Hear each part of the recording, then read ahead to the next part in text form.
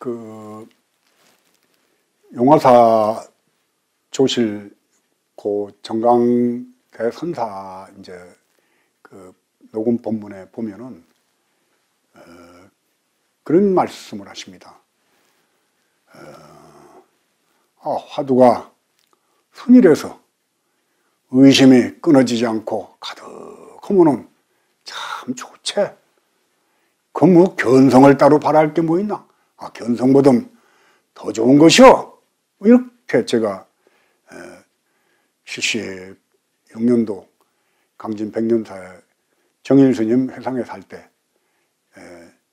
정강 조실 스님 법문을 들으면서 고개를 혼자 끄덕거렸던 생각이 납니다. 그렇습니다. 이 화두 순일에서 그 알 수 없는 의심이 간단히 없이 염려이 상속이 되면은 일체 번뇌심이 다 사라지게 되죠. 알 수 없는 의심 하나만 그걸 의단동로라고 그럽니다. 의단동로. 그러면 됐어요. 의단동로면은. 염려이 상속돼서 의단이 동로되면은 거기서 만약에 치구심을 내서 깨달음을 바란다든가 확철대오를 바란다든가 뭔가 확 달라지길 바란다면은 그것이 마장이 되어가지고 결국은 공부길을 다시 또 잃게 되고 또 그런 치구심 때문에 스스로를 깨달은 사람으로 착각을 해서 결국은 주장자를 들고 아니면은 뭐 법상에 올라가서 누런 금난가사를 입고 쉰소리 하다가 보면은 나중에 내려오지도 못해요. 남들이 다 깨달은 선사, 부처가 된 분, 도인, 뭐 서가모니 부처님으로부터 멧돼지고가 됐다고 다들 본인이 뭐라고 그랬으니까 뭐 그거는 뭐 참 남들은 그런 사람 없어요. 본인만 그렇지. 78대조라고. 그렇게 되면은 나중에 내 공부가 아니야 이거는 돌아올 수도 없는 데로 가서 결국은 이제 그게 뭔가요? 이제 그게 사기꾼이죠. 아닌데 빈 것처럼 사람들한테 배가 사자의 탈을 쓰고 뭐 옛말로는 양두구육이라고 그러던가? 양두구육? 아니다. 양두구육? 그래. 양의 머리를 놓고 개고기를 판다고 그러던가 그런 얘기가 있다시피 결국은 그런 못된 짓을 하다 보면은 본인도 못 쓰게 될 뿐만 아니라 다른 사람들까지 이 공부에 대해서 잘못 인도하는 잘못 가르쳐주는 그런 못된 스승이 된다는 거죠. 그래서 말장난하고 무슨 뭐 선문답 같은 거 한다고 결국은 지도 모르는 소리, 남도 모르는 소리를 휘떡휘떡 던져놓고는 하는 그러면 거기에 걸맞게 정말 차별이 없는 무애, 대비심으로 사바세계를 바라보느냐 하면은 결국 개인 지 자신의 지위를 높이기 위해서 여기저기 돌아다니면서 돈 보따리 싸들고 사람들한테 나 무슨 자리 시켜달라고 돈질하는 그리고 로비하는 이따위 추접스러운 짓을 하면서 그래도 도인이랍시고 하는 사람들이 있다는 게 참 슬픈 거든. 참 한심스러운 일이 되는 거죠. 그래서 다만 알 수 없는 의심이 생길 그 대목에서는 그 의심이 끊어지지 않도록 스스로가 자꾸 점검을 해야 됩니다. 그걸 어떤 식으로 점검하느냐? 우리가 컴퓨터를 켜면은 바탕화면이 나옵니다. 그 바탕화면은 언제든지 켜면은 바탕화면이 나오는데 거기서 우리가 이제 어딜 골라 들어가는 거죠. 뭐 뉴스를 본다든가 안 그러면 유튜브를 본다든가 또 안 그러면 뭐 영화를 보러 간다든가. 그럼 우리의 근본 마음은 인터넷 켜면은 바탕화면 나오듯이 언제든지 사람을 만나거나 말을 하거나 대화를 하거나 뭐 이런 상황들이 생기기 전에는 항상 바탕화면에 나와 있는 그림이 돼 있어야 된다는 거죠. 그럼 바탕화면이 뭐냐면은 알 수 없는 의심의 상태가 그대로 유지가 되어야지 돼요. 또, 조사 스님들 말씀에 보면은 어묵 동정, 말하거나, 묵묵히 있거나, 움직이거나, 고요하거나, 행주좌와, 행하거나, 앉아있거나, 누워있거나, 앉아있거나, 일체처 일체시에, 어느 때든지, 어느 장소에든지, 화두가 끊어져서는 안 된다. 이제, 그렇게 되면은 정말 좋겠죠. 근데 그렇게 안 되기 때문에, 그렇게 되기 위해서 부단히 애쓰고, 노력하고, 열심히, 간절히, 그야말로 간절해야지 된다는 말. 조사 스님들 말씀에 보면은 간절절자라는 참 많이 씁니다. 간절해야지 된다. 내가 나를 모르고 사는데 어찌 한신들 방일할 것인가? 내가 날 모른다는 거 그거는 무슨 짐승도 아니고 귀신도 아니고 헛개비도 아니고 실제 지가 저를 모르고 사는데 어찌 다른 일에 눈을 돌리고 신경을 쓰고 방해할 것인가? 그러나 어디 그렇게 됩니까? 세상사가. 뭐 이것 보면 저것 따라가고 저것 보면 따라가고 안 보여도 머릿속으로 그래가지고 따라다니고 온갖 망념이. 그래서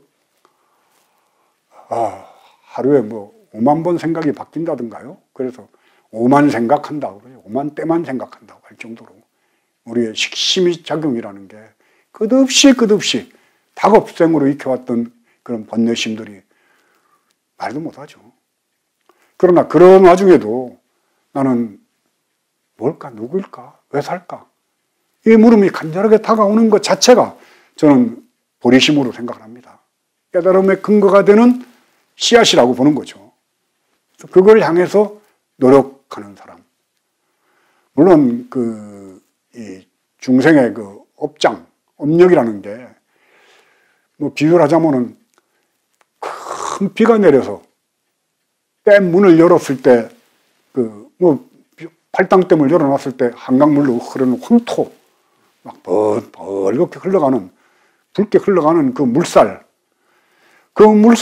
향해서 거꾸로 헤엄쳐 올라가는 겁니다. 그게 올라가질까요? 큰 장막 홍수가 나가지고 물이 막 굴굴굴굴 흘러가는데 거기를 향해서 거꾸로 헤엄쳐서 올라간다면 자꾸 떠내려가겠죠. 그래도 헤엄을 치고 애를 쓰고 열심히 올라가려고 애를 쓰는 거죠, 이제. 만약에 이게 떠내려가는 거니까 헤엄칠 게 뭐 있나? 그리고 뚝방에 앉아가지고 머리 좀 잦아지길 기다리는 머리가 좋은 사람, 영리한 사람은 물론 그러겠죠. 미련한 사람은 어른이 빨리 헤엄쳐서 너는 저쪽으로 거슬러 올라가라 그러니까는 하나 헤엄친다고 거기서 저 잠실 쪽에서 헤엄치면은 여의도에 가 있고 여의도에 가 있다 보면 또 저희 인천 앞바다까지 떠내려갈 정도로 떠내려가는데도 미련하게 헤엄치는 사람이 있고 어떤 사람은 물살이 잦아질 때까지 뚝방에 앉아서 기다리고 있다가 물살이 잦아지면은 헤엄을 쳐서 저 팔당 양수리 쪽으로 올라가려고 기다리는 사람이 있단 말이에요. 어떤 길을 선택할 것인가요? 저는 뚝방에 앉아 있다가 물살이 잦아지면은 슬슬 헤엄쳐서 거슬러 올라갈 그런 길을 선택했습니다. 그러나 나중에 알고 보니까 끝없이 떠밀려가면서도 헤엄을 치다 보니까 어깨, 팔에 수영에 대한 근육이 생기더라고요. 그러니까 물살이 좀 잦아지니까 그냥 한 번만 물을 잡아줘도 쭉쭉 올라가는 거예요. 결국은 양수리 팔당 땡까지 가는 게 목적이 아니라 내 몸에 수영 근육이 생기는 게 목적이었던 거죠. 그런 사람은 서해바다 갖다 놔도 동해바다 갖다 놔도 거꾸로 무슨 뭐 아무리 세게 흘러내려오는 물살에 갖다 놔도 결국은 자기 신체적 조건이 어느 물에 들어가도 헤엄쳐서 목적지에 갈 수 있는 수영 근육이 생겼기 때문에 좀 이해가 갑니까? 편안하게 있다가 물살 잦아지면 헤엄치려고 들어가 보니까 이미 노는 바람에 근육이 다 흩어져가지고 헤엄치면 조금만 쳐도 지치고 앞으로 안 나가지는 거죠. 미련스러울 정도로, 고집스러울 정도로 나는 누구일까? 왜 살까? 어떻게 살까? 향해서 물어가는 사람. 그걸로 끝나는 겁니다. 거기에 무슨 깨달음을 바라고 견성을 바라고 해탈을 바라고 이건 다음에 나중에 그렇게 되거나 말거나 다만 내가 날 모르기 때문에 나를 향해서 끝없이 물어가는 자세. 이 유튜브를 듣는 분들한테 한 가지 권하고 싶습니다. 제가 나중에 보니까 불교하고는 관계가 없는 분인데 지금은 서울대학교 계시는가 모르겠습니다. 제가 우연찮게 황룡문 교수라는 분의 몰입이라는 책을 한번 보게 됐었습니다. 우리 공부에 관심 있는 분들은 황룡문 교수님이 쓴 몰입이 1하고 2가 있는데 저는 두 번째 책은 안 봐도 됩니다. 1을 한번 구해서 보시든가 도서관에 가서 빌려서라도 한번 쭉 보시면은 정진하는데 큰 도움이 될 것 같아요. 제가 그 책을 보고 이렇게 집중해서 물음을 향해 갔던 그런 교수님이 너무 아주 저하고 생각이 좀 비슷한 것 같아서 제가 봉헌사 주지할 때 그분을 초청을 해서 신도들 앞에 법문을 하도록 그렇게 부탁을 드려가지고 제 방에 와서 점심도 같이 하고 사실 제 법문 시간에 황룡문 교수님께서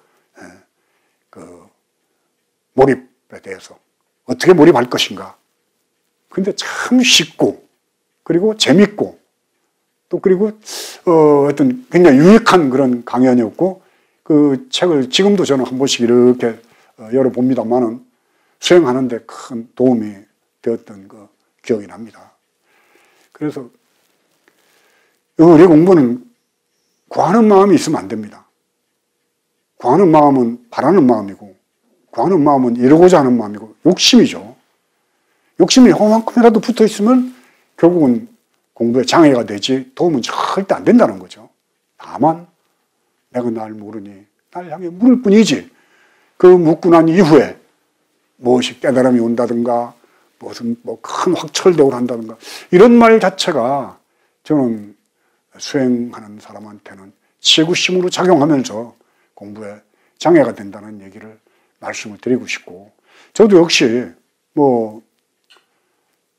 낮에 분잡스럽게 지내거나 사람들을 많이 만나거나 큰 사건이 났거나 이러면은 그날 밤 잠자리가 굉장히 탁하게 잠이 들어요.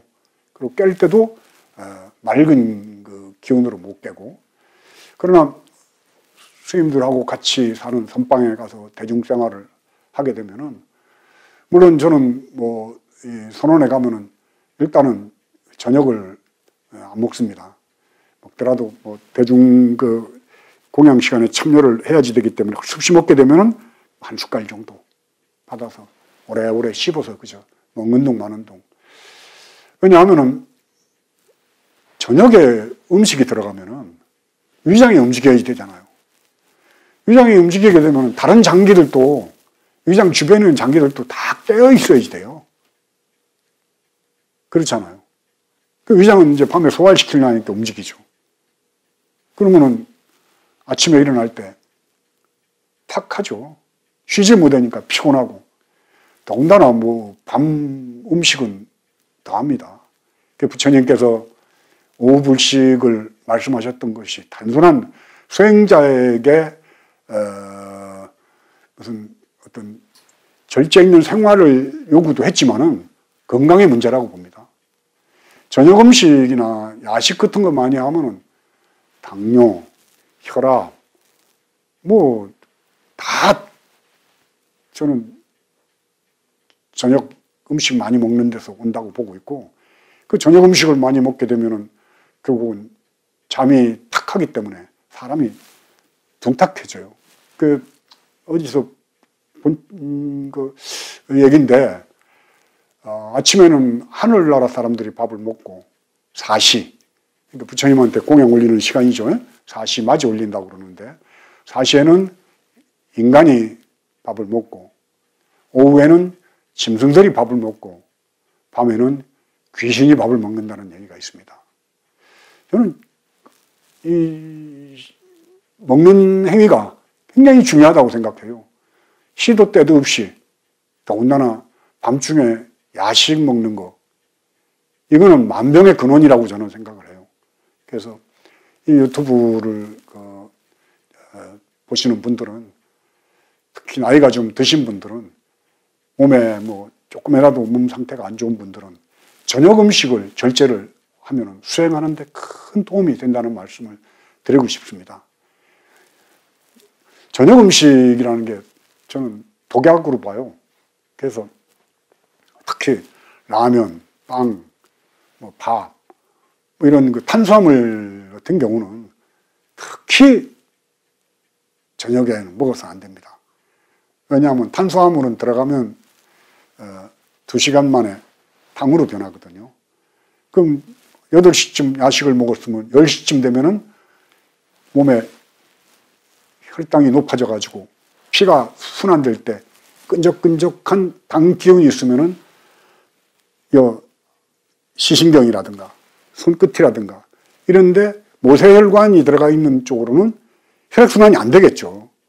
그러니까 저녁에 라면 먹고 자고 뭐 국수 잔뜩 먹고 자면은 아침에 눈이 뻘개가지고 팅팅 붓고 얼굴이 부석부석한 게 다 탄수화물이 들어가서 당으로 변하는 그 과정이 밤에 일어나기 때문에 결국 우리 몸에 아주 독약 같은 현상이 일어난다는 거죠. 수행자는 이러한 먹는 문제 그리고 숨쉬는 문제입니다. 뭐 숨쉬는 문제가 먼저입니다만은 숨쉬고 먹고 자고 하는 문제 이런 문제들조차도 세심하게 살필 줄 알아야지 되고 또 열심히 정진하다 보면은 그런 문제들이 본인이 정진하는데 방해가 되기 때문에 본인이 느낌이 옵니다. 느낌이 오면은 그때그때 왜 이럴까? 이렇게 해서 자기 방법을 찾아나가는 그런 올곧은 수행자가 되어야 된다고 생각합니다. 네.